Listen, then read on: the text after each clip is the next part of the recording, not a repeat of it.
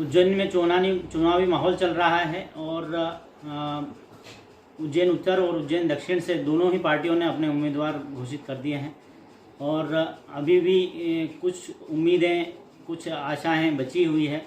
और हमारे साथ में इस समय मौजूद हैं पूर्व विधायक उज्जैन उत्तर से पारस जैन साहब। आइए हम जानते हैं कि उज्जैन उत्तर में उनके कार्यकाल में क्या क्या काम हुए और आगे वो क्या करना चाहते हैं। पारस जी बताएं, क्या अभी गतिविधियां चल रही हैं? उज्जैन में मैं 90 से विधायक हूँ और जब से विधायक आया हूँ उस टाइम बहुत सारी समस्या थी, लेकिन उनको सत्य गरीबों की समस्याओं को हल करना मेरी पहली प्राथमिकता थी। यदि आपने देखा हो तो मंडी के पीछे चारों तरफ कच्चे रोड थे और मंडी के अंदर जिन्हें किसी ने मकान बनाए थे तो बरसात में आगर रोड पर साइकिल डरती तो पैदल जाए। आज उधर का पूरा क्षेत्र देखें आप, पूरा का पूरा क्षेत्र पक्का हो गया है, पूरे के पूरे क्षेत्र में बिजली के खंभे लग गए हैं, पाइपलाइन डल गई है, कोई समस्या क्षेत्र में नहीं। ऐसे यदि आप इधर भी आएंगे, जहाँ पर बेटे रोड के आगे जाएंगे, गायत्री नगर हुआ, राजीव नगर हुआ, राजेंद्र नगर हुआ, इधर भी हमने जो काम किए हैं गरीबों के लिए बहुत कुछ। जिसके बाद तो अभी जो कॉलोनियाँ कटी है कानीपुरा रोड पे, वो कॉलोनियाँ अवैध निवेद कटी है, तो उसमें भी बहुत सारी सुविधा। वेद कानून जब काटता है तो उसका ठेकेदार का नियम है पाइपलाइन देना, लाइट देना, रोड देना, ये उसका काम है। और अधिकतर मेरे ख्याल से इसके बाद ये वेद कानूनियाँ कटने लग गई। पारस जी, आपने जो बैठक हुई थी जिसमें अध्यक्षता जो है डॉक्टर मोहन यादव ने की थी, तो सिंहस्थ एरिया में जो अवैध मतलब जो आवासीय कॉलोनियों का जो मुद्दा था उसमें आपने विरोध भी किया था, बावजूद इसके जो है उसको आवासीय घोषित कर दिया है कुछ एरिया को। तो क्या लगता है आपको? आवासीय करने के बाद उसको रोक दिया है, अभी उसको रोक रखा है। किसी भी हालत में संत महात्माओं ने भी कहा था, मैंने भी कहा था कि जो पिछली दफे सेहत भराया था 2016 के अंदर, वो जो जमीन जितनी अधिग्रहण करी थी उस एक भी जमीन को आवासीय करने की आवश्यकता नहीं है। यदि ये करेंगे तो सिंहस्थ कहाँ बनाएंगे, ये एक बहुत बड़ी समस्या है और उस आवाज़ को मेरे साथ साथ ही रहेगी। अभी जो मास्टर प्लान लागू हुआ उसमें दाऊद खेड़ी और जो जीवन खेड़ी की भूमि है उसको आवासीय घोषित किया गया है।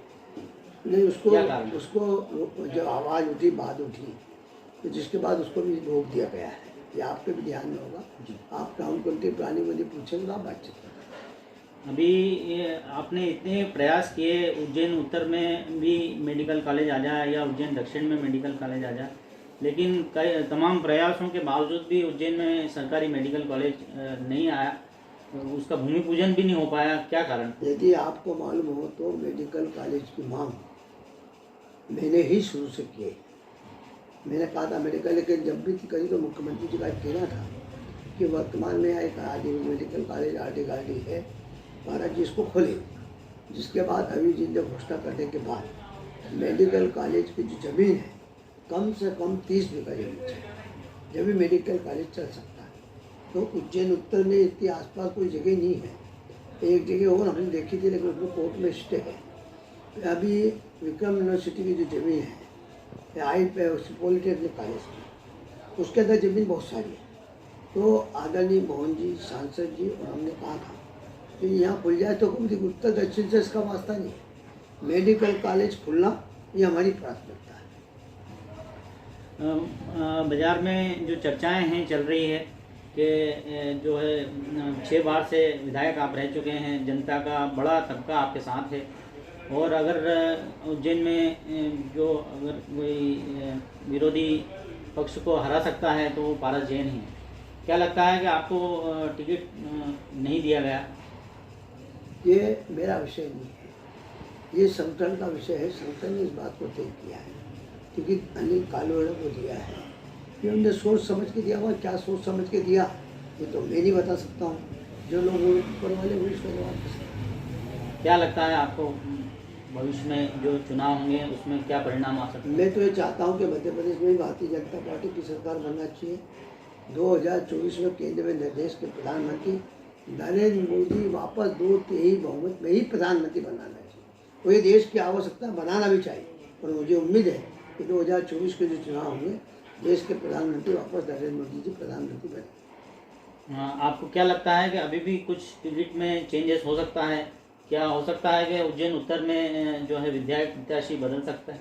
ये इसका जवाब मैं आपको नहीं दे सकता हूँ, संगठन की क्या सोच है, क्योंकि ये उनके सोच के ऊपर है।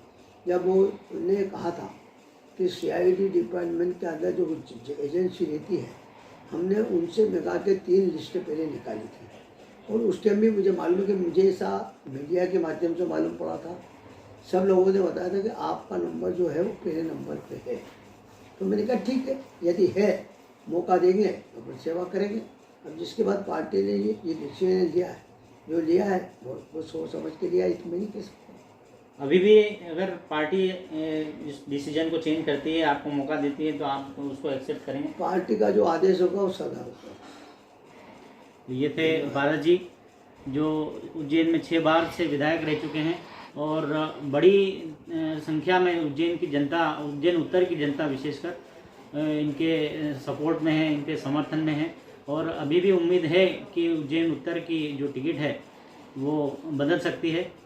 मनोज उपाध्याय।